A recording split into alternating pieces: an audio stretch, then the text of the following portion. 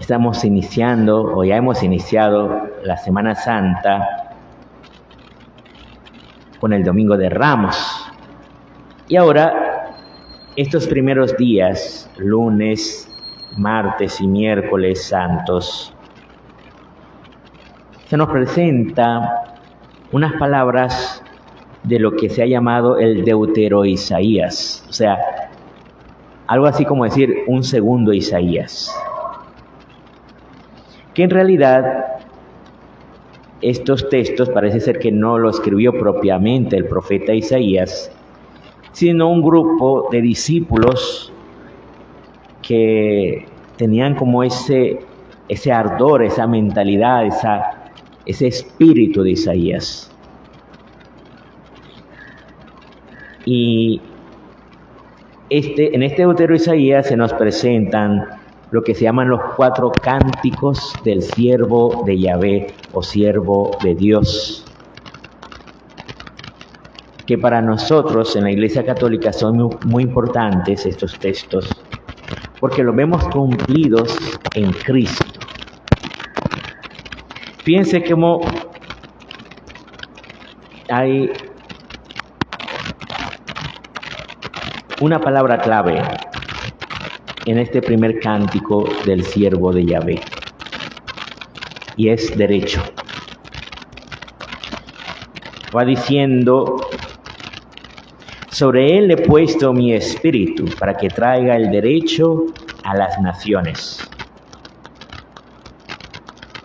Después dice: promoverá fielmente el derecho, no vacilará ni se quebrará hasta implantar el derecho en la tierra,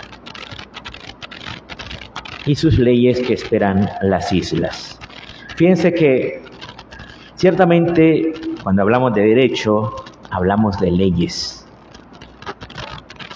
Pero aquí habla de algo más. Por ejemplo, dice: traiga el derecho a las naciones. ¿Cuáles eran las naciones? Las naciones eran todos los pueblos que no fueran el pueblo elegido de Dios. Esas eran las naciones. O sea, aquí el texto no está pensando en la ONU, no sé qué, todos los países del mundo. No, está pensando solo esos países que están alrededor de Israel, que no son Israel, que no son el pueblo elegido de Dios. Entonces, llevar el derecho a las naciones es porque falta el derecho, no tienen el derecho. Y no hablamos aquí de derechos humanos, sino el derecho en cuanto a una justicia. Y después dice: no vacilará ni se quebrará hasta implantar el derecho en la tierra. Ahora, ¿cuál es ese derecho para nosotros? ¿En qué consiste ese derecho? Vamos a comprenderlo mejor en el pasaje del Evangelio. Jesús va a visitar unos amigos. Betania era un pueblo donde él tenía una familia amiga, donde él iba a descansar cuando hacía muchos viajes y después quería como descansar un día o 2 días, sentirse a gusto con unas personas que lo querían, que lo estimaban. Iba a visitar a estos 3 hermanos, que eran Marta, María y Lázaro. A Lázaro, recordemos que lo había resucitado. Entonces, en esta ocasión, a ver, jóvenes, les invito a que escuchemos la palabra. Guarden su celular, por favor. Escuchemos la palabra. Estamos en la iglesia. Y vas a ver que esto habla de qué es lo que tenemos en el corazón. Fíjate que, ¿qué hace María esta vez? Dice que tomó una libra de perfume de nardo auténtico y costoso y le ungió a Jesús los pies y los enjugó con su cabellera. Esto es precioso. O sea, primero comprendamos por qué ella hace tal cosa. En aquella época era una costumbre que todas las personas usaban sandalias. No usaban zapatos cerrados como nosotros solemos hacer, sino sandalias, y sandalias bastante abiertas. De tal manera que además las calles no eran de asfalto, ni todas estaban empedradas. Había unas rutas principales que habían hecho los romanos que eran empedradas, pero la mayoría de las calles no eran así, sino que eran de tierra. Entonces imagínate tú caminando con unas sandalias, vas caminando, el polvo se te va llenando todo el pie. Cuando llegas, vas de una casa a otra, sientes como una capa de tierra encima del pie. Y eso no es nada agradable. Entonces, una cortesía era que generalmente las personas ponían una panita con agua para que cuando entrara alguien pudiera enjuagarse los pies y sentirse mejor. En la mayoría de las casas, la primera forma de cortesía que tenían era ponerle esa panita con agua para que se enjuagaran los pies. Ahora, María, ¿qué hace? Se los lava con un perfume, y un perfume muy costoso. Todo esto es cierto que es algo literal lo que hizo María, pero para nosotros puede tener un simbolismo. ¿Qué podría ser lo más costoso de ti que tú le puedas ofrecer a Dios? Yo estaba pensándolo hoy, llegué a la conclusión que lo más costoso que nosotros tenemos de nosotros mismos es nuestra voluntad. Es entregar nuestra voluntad a Dios. Decirle a Dios: Señor, en adelante ya no quiero hacer lo que yo quiero hacer lo que tú quieras para mí. ¿Estarías dispuesto a eso? A vivir en la voluntad de Dios. Es más, a preguntarte cada día: Señor, ¿qué quieres que haga hoy por ti? Hacer la voluntad de Dios. ¿Estarías dispuesto a entregarle eso? Ahora, para saber cuál es la voluntad de Dios necesitamos discernimiento. Si quieres entregarle tu voluntad a Dios, necesitas descubrir cuál es la voluntad de Dios. Hay una pequeña clave, que es: todo lo que te acerca a Dios es voluntad de Dios. Todo lo que te aparta de Dios no es voluntad de Dios. Por ejemplo, unas clases dominicales que te apartan de la misa, es evidente que no son voluntad de Dios. Porque para el cristiano lo primero es la misa dominical por lo menos. No se te exige la misa de todos los días, pero sí por lo menos la misa dominical. Si hay algo que te aparta de la misa dominical, estás fuera de la voluntad de Dios. Estás fuera de la voluntad de Dios.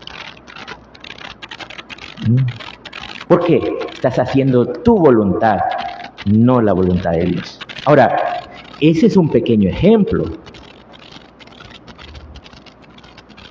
Y a lo mejor te parece una cosa muy pesada.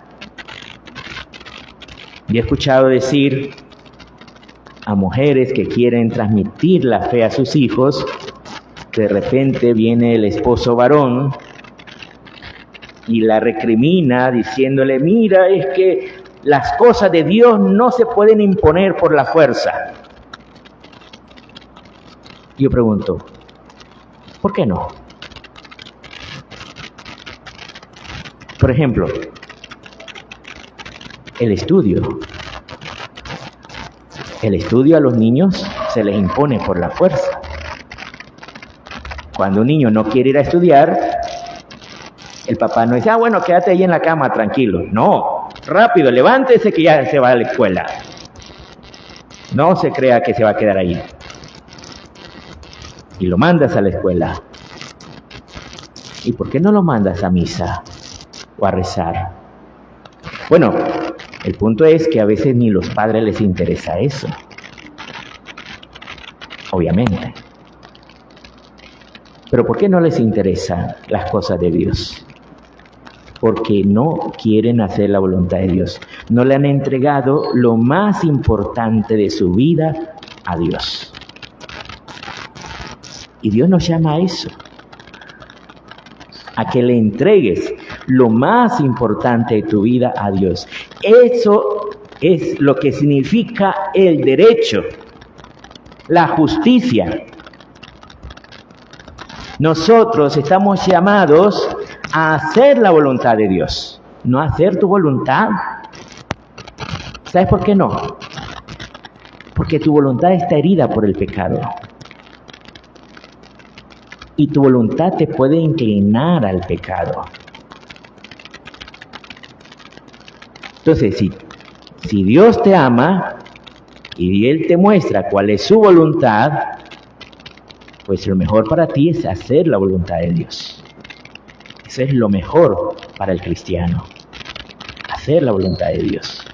Eso es el derecho que Dios quiere establecer en toda la tierra. Que nosotros podamos entregar nuestra voluntad a Dios. ¿Y sabes qué? Eso es lo que San Pablo llama la libertad de los hijos de Dios.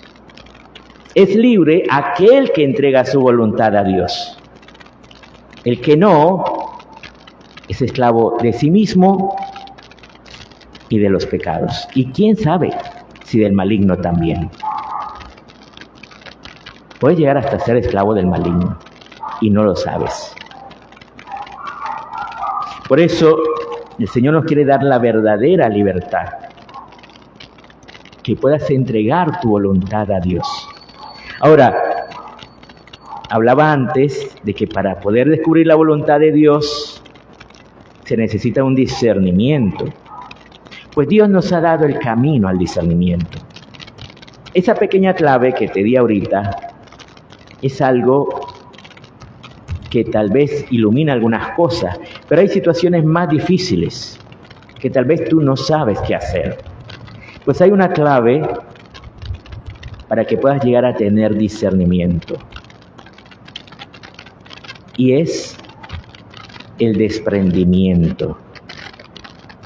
Lo dice Jesús al joven rico, una cosa te falta. Ve, vende todo lo que tienes, le das el dinero a los pobres, luego ven y sígueme. Si tú quieres discernimiento de verdad, haz esta experiencia al menos una vez en la vida. Y te lo aseguro, muchos santos lo han hecho. Muchos santos. San Antonio Abad, San Nicolás de Mira. Santos muy ricos que tenían muchas posesiones. Y también santos que no tenían tantas posesiones. Tomaron sus bienes, lo vendieron, dieron el dinero a los pobres y siguieron a Jesús. Si tú haces eso, serás verdaderamente libre. Si no, vas a ser esclavo del mundo, eso te lo profetizo. Si no, nunca has tenido una experiencia de Dios, una experiencia de su providencia, serás esclavo del mundo.